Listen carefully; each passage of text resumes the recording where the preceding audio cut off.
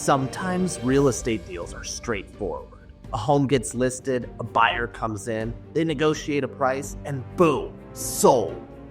But other times, things get a little more interesting. And this is one of those cases. Welcome back to History Loves Company. Today, we're diving into one of the most puzzling real estate sales in Detroit's history, the Bishop Mansion. If you've been following along, you know that this house isn't just any home. It's a 33,000 square foot Tudor Revival estate, one of Detroit's most significant homes, with a history as rich as its architecture.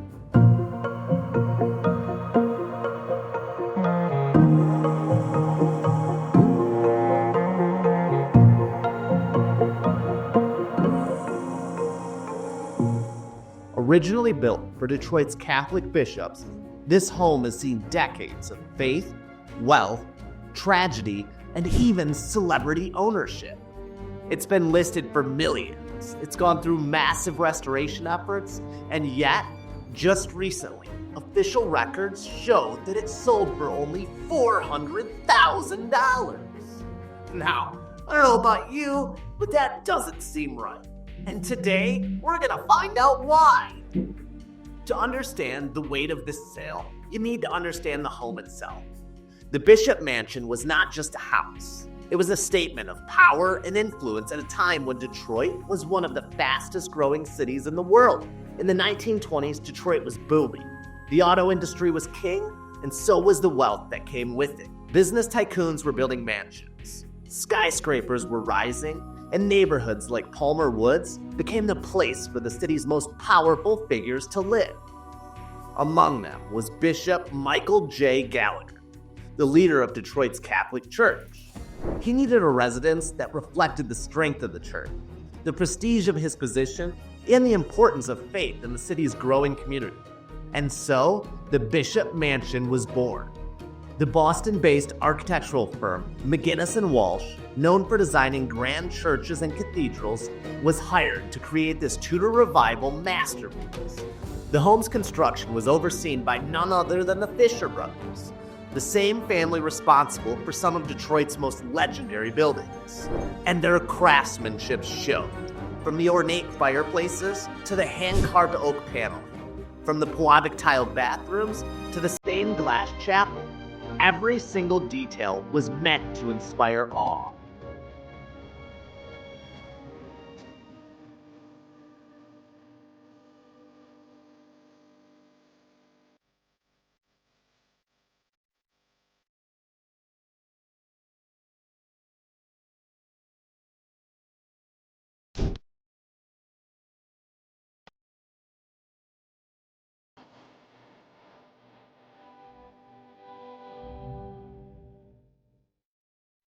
This wasn't just a residence, it was a fortress of faith and status. For decades, Detroit's Catholic bishops lived here, holding private gatherings, high-profile meetings, and some of the most influential conversations in the city's history. But like all things in Detroit, change was inevitable. By the late 1980s, the Catholic Church made the surprising decision to sell the mansion. It was the end of an era, but it was also the beginning of a new chapter. In 1989, the home was purchased by none other than John Salley, fresh off his success with the Detroit Pistons, of course.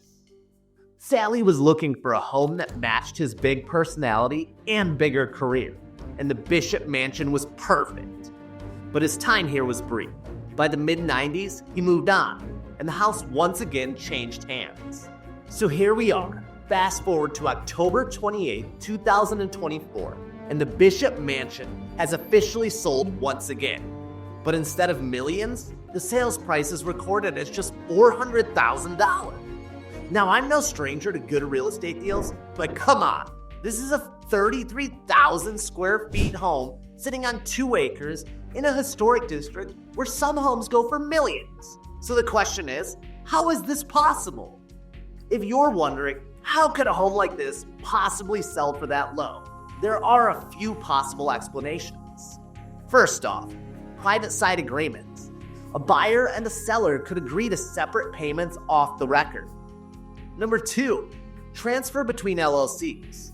A buyer may use multiple LLCs to move ownership while reporting a lower price on paper. Number 3, tax strategy.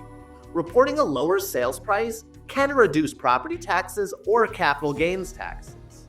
Number 4, undisclosed credit. The seller may have credited the buyer for renovation costs, making the actual purchase price higher than reported.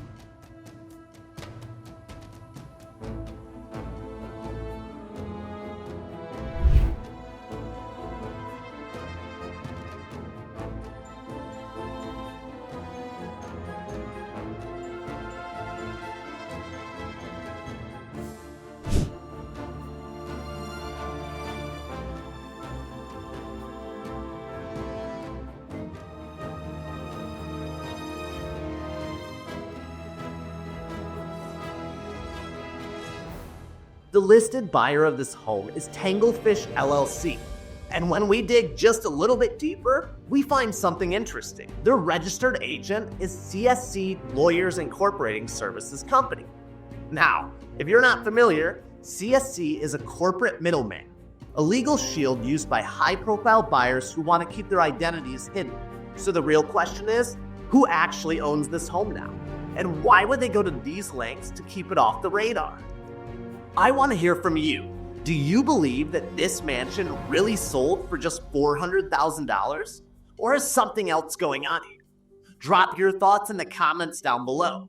And if you love historic homes, real estate mysteries, and uncovering the truth, hit that like, subscribe, and bell icon. Because trust me, this is just the beginning.